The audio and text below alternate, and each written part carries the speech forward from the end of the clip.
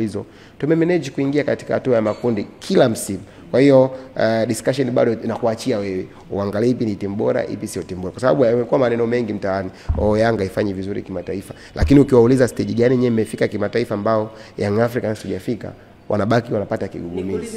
Young Africans tumefika finali, tumepoteza kombe kwa advantage ya goli la ugenini, Mwarabu akichukua kombe.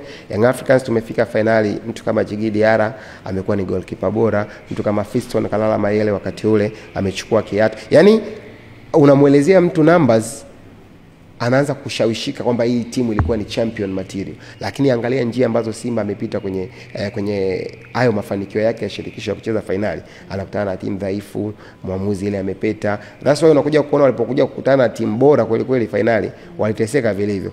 Mchezo wa kwanza, mkondo wa kwanza wa finali kule Berkane, umeona Simba kwenye takwimu, idadi ya magoli aliyofungwa, kila kitu kwenye takwimu walikuwa wamezidiwa na Berkane. Njoo kwenye mchezo wa nyumbani pale Zanzibar, kila kitu ni total Simba alikuwa amezidiwa, bado tena akaweza kupata draw ya 1-1, sio ilikuwa ni 1-1. Kwa hiyo unaona sasa, yani mafanikio makubwa shirikisho Young Africans ya kwetu yana mantiki zaidi, kwa sababu kila kitu tulitoa kasoro tu hilo kombe, kwa sababu hata ukienda kwenye aggregate ilikuwa ni 2-2, Mwarabu alikuwa na goli la ugenini akaweza kuchukua kombe. Njoo sasa kwenye CAF Champions League, Simba wanaweza kwa labda wana rekodi ya kucheza back to back, lakini wamefika wapi? Young Africans baada ya misimu 7-8 kuishikia hatua ya makundi ligi ya mabingwa barani Afrika, msimu wa kwanza Young Africans kwenda robo finali, Young Africans tumezulumiwa goli, tulikuwa tuna uwezo wa kwenda hadi nusu finali. Kwa hiyo Young Africans nitakwambia wamefanikiwa zaidi kimataifa kwa hivi karibuni kuliko Simba Sports.